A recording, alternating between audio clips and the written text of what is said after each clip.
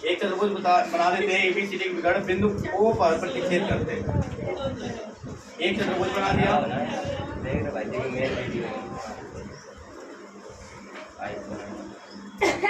इसका नाम है A, B, C और D, और उसने बोला है इसके विकर्ण परस्पर O पर प्रतिच्छेद करते हैं। एक विकर्ण ये कहाँ प्रतिच्छेद करते हैं? O पर। और उसने पहले ही दे दिया है कि AO बराबर BO। क्या दिया है हमें?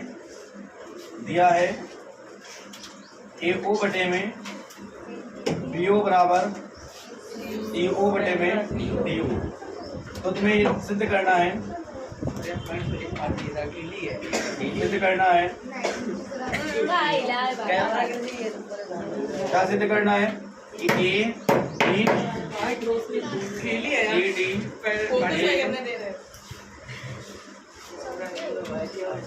समलंब चतुर्भुज है। ठीक है, ये हमें सिद्ध करना है। तो चलो देखते हैं। अभी हमने कल जो क्वेश्चन किया था, उस क्वेश्चन में ये हमें दिया गया था, नहीं ये हमें प्रूव करना था, और हमें दे दिया गया था कि ABCD एक समलंब चतुर्भुज। उसी का उल्टा है, कल वाले क्वेश्चन में ABCD एक समलंब चतुर्भुज हमें दिया गया था और ये हमें सिद्ध करना था। समलंब चतुर्भुज क्या होता है? समलंब चतुर्भुज में भुजाओं का एक युग्म जो होता है वो समांतर होता है। तो उधर जो 5 बैठे हैं, ठीक है, क्या होता है? समांतर होता है। तो यहाँ पर समलंब चतुर्भुज में ये भुजा अगर इसके समांतर निकल आए, अगर ये भुजा इसके समांतर निकल आए इस चतुर्भुज में, तो हम कह सकते हैं कि ये जो पूरा चतुर्भुज है वो कैसा होगा? समलंब होगा। ठीक है, तो हमें जो दिया गया है वहां पर चलते हैं। हमें दिया गया है AO बटे में बराबर में CO बटे में क्रॉस मल्टीप्लाई करा दो।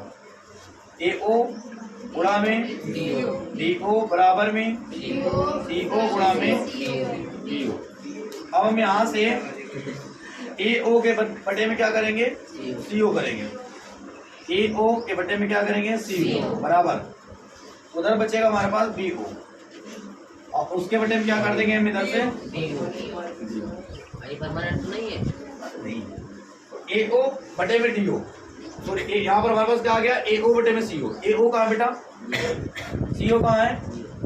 BO कहाँ है? और DO कहाँ है?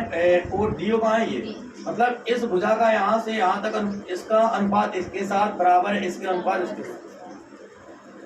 कल हम लोगों ने यहाँ तक हम लोग DM AM बटे में कितना होगा? MD, और बराबर में तो ये लेना पड़ेगा BO, क्योंकि यहाँ पर BO बटे DO है, इसलिए क्या लिखेंगे हम? BO बटे में DO लिखेंगे। समीकरण नंबर 1 से, समीकरण नंबर 1 से, समीकरण नंबर 1 में हमारे पास देखो ये वाला जो पार्ट है वो है BO बटे में DO, इधर भी है, तो दूसरा वाला पार्ट बराबर अगर करें तो क्या हो जाएगा? इधर तो मिलेगा हमारे पास AO बटे में CO बराबर AM बटे में MD। तो अब देखो यहाँ पर AO कहाँ है हमारे पास? ये, और CO कहाँ पर है? ये, AM कहाँ पर है? ये, और MD कहाँ पर? ये। अगर हम तुम्हें एक त्रिभुज बना के दिखाएं ऐसे, हमारे पास ये त्रिभुज है, ऐसा ये हमारे पास एक त्रिभुज है, और ये त्रिभुज का नाम है A, C और D, और यहाँ पर है M और ये है O। और हमने क्या यहाँ से निकाला है कि इस भुजा का अनुपात जो है वो इसके अपार में AO बटे में OC, और यहाँ से देखा कि AM बटे में MD। तो अगर भुजाओं का अनुपात बराबर होता है तो थेल्स की प्रमेय से कह सकते हैं कि ये भुजा जो है उसकी इसके क्या है? समांतर है। तो हम लिख सकते हैं तब कौन सी भुजा? MO समांतर होगी किसके? DC के। इसको समीकरण नंबर 3 डाल दें, क्योंकि हमें प्रूव क्या करना है? हमें ये प्रूव करना है कि ये भुजा इसके समांतर है, हमें ये भुजा इसके समांतर प्रूव करनी है। अब हम त्रिभुज कौन सा ले लें? त्रिभुज लेंगे ABD ना लेके ACD लिखे, त्रिभुज ACD में। तो हम जब ये वाला त्रिभुज लेंगे तो हमारे पास क्या आएगा? इधर से AO बटे में, यहाँ से क्या आएगा? OC बराबर, यहाँ पर क्या आएगा? AM बटे में यहाँ पर क्या आएगा एम डी।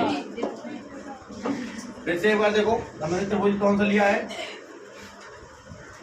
ऐसा त्रिभुज लिया है, ये ए है, ये सी है, ये डी है और ये यहाँ पर हमने क्या लिखा है, ये एम और ये ओ। हमने लिखा है ए ओ बटे में ओ सी बराबर ए एम बटे में एम डी। अब हम समीकरण नंबर 1 से मान रखेंगे।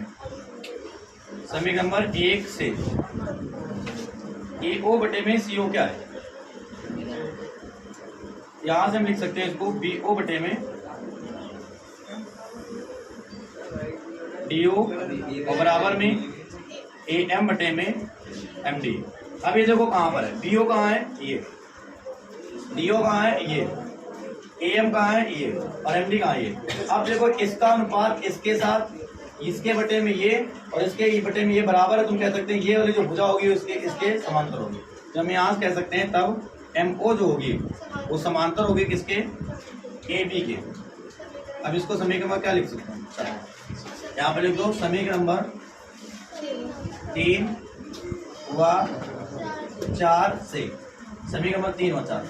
अब 3 को देखो, एक तरफ एमओ है, 4 में भी एक तरफ एमओ है, तो अगर एक भाग बराबर है तो दूसरा भाग बराबर कर सकते हैं। तो यहाँ पर हम लिख सकते हैं इस जगह पे डी सी समांतर ए बी के। और अगर किसी चतुर्भुज में ये वाली भुजा इसके समांतर है, किसी चतुर्भुज में रेखाओं का भुजाओं का एक युग्म समांतर हो तो चतुर्भुज कैसा होता है, समलंब होता है। तब ए बी सी डी एक ऐसा है समलंब चतुर्भुज, समलंब।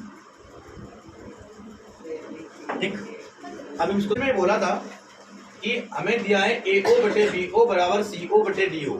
एक चतुर्भुज है ए बी सी डी जिसमें हमें दिया है ए ओ बटे में बी ओ बराबर में सी ओ बटे में डी ओ। तब सिद्ध करना है कि जो चतुर्भुज है ए बी सी डी वो क्या है, समलंब।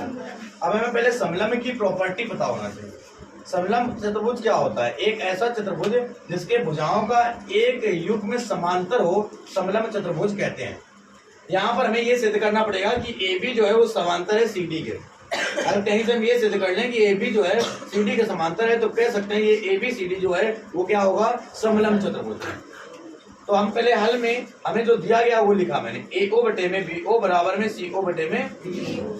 क्योंकि ऐसा हम कल प्रूव कर चुके थे, इसलिए मुझे पता था कि क्रॉस मल्टीप्लाई कराना पड़ता है। कल भी हमने कराया, ए ओ का डी ओ में गुणा कराया, बी ओ का हमने सी ओ में कराया। ए ओ गुणा में डी ओ बराबर में बी ओ गुणा सी ओ। अब यहाँ पर हम क्या करें, इस सी ओ को ए ओ के मान में ले आए, क्योंकि ए ओ और ओ सी एक साथ आ रहा है। तो ए ओ बटे में ओ सी बराबर सी ओ बराबर, उधर बी ओ बचा और इधर से डी ओ उधर ले गए। समीकरण पर हमने क्या कर दिया, एक। अब उसके बाद त्रिभुज, दो त्रिभुज में लेने पड़ेंगे। एक बार त्रिभुज ए बी डी, यह त्रिभुज लिया। अच्छा, हम अभी ये नहीं कह रहे कि कौन सी भुजा किसके समांतर है, कोई फर्क नहीं पड़ता कौन किसके समांतर है। अभी हम कोई एक त्रिभुज ले रहे हैं, बस हमारे कोई एक त्रिभुज ऐसे ले लिया और यहाँ पर लाइन खींची हुई, हमें नहीं पता कि भुजा इसके समांतर है कि नहीं है। अभी हम तो केवल भुजाओं का अनुपात लिख रहे हैं। अगर भुजाओं का अनुपात जब बराबर कर देंगे तो हम कह देंगे ये इसके समांतर हो। तो हम यहाँ पर हमने त्रिभुज लिया ए बी डी, यह त्रिभुज ले लिया ए बी डी। अब इस त्रिभुज में इधर से देखो ए एम बटे में एम डी बराबर इधर बी ओ बटे में ओ डी या फिर डी ओ। और उसको समीकरण नंबर 2 डाला। समीकरण नंबर 1 से बी ओ बटे डी ओ का मान उठाया। यहाँ पे क्या है, समीकरण नंबर 1, ये बी ओ बटे डी ओ लिखा है, इसके जब क्या लिख सकते हैं, ए ओ बटे में सी ओ। तो बी ओ बटे डी ओ की जब हमने लिखा है ए ओ बटे में सी ओ और इधर वाला ए एम बटे एम डी। अब अगर हम इसको देखें कि ए ओ बटे सी ओ कहाँ है, ए ओ ये, सी ओ ये बराबर ए एम ये और एम डी ए। तो इस त्रिभुज की अगर बात करें, इस वाले त्रिभुज में ये भुजा इसके समांतर हो जाएगी, क्योंकि इनका भुजाओं का अनुपात कैसा है। तो हमने लिखा कि एम ओ समांतर है सी डी के, एम ओ समांतर डी सी है सी डी। सभी नंबर 3 डाला। अब हमने त्रिभुज लिया ए सी डी, ऊपर आते हैं। यहाँ पर हमें पता है कि हम कैसे लिख सकते हैं इसको, ए ओ बटे में ओ सी बराबर ए एम बटे में एम डी। समीकरण नंबर 1 से ए ओ बटे ओ सी का मान निकालो, क्या आएगा, बी ओ बटे डी ओ। ए ओ बटे ओ सी जब हमने बी ओ बटे डी ओ लिख दिया बराबर में ए एम बटे में एम डी। अब यहाँ पर इसको देखो कहाँ पर ये मिल रहा है, बी ओ कहाँ है, बी ओ ये, डी ओ कहाँ है, डी ओ ये, इसके बटे में ये बराबर ए एम बटे में एम डी, इसके बटे में। तो अगर इसके बटे में ये है, इसके बटे में ये है, तो इसका मतलब ये इसके कैसे होगी, समांतर होगी। तो हमने लिखा एम और समांतर ए बी। एम ओ किसके समांतर, समीकरण नंबर 4। 3 और 4 को देखो, इसका एक पार्ट बराबर है तो अदर पार्ट बराबर कर लिया। जहाँ हमें डी सी समांतर मिला ए बी के, तो अगर किसी चतुर्भुज की दो भुजाएं समांतर होती हैं तो वो चतुर्भुज कैसा होता है, सममित। ठीक है।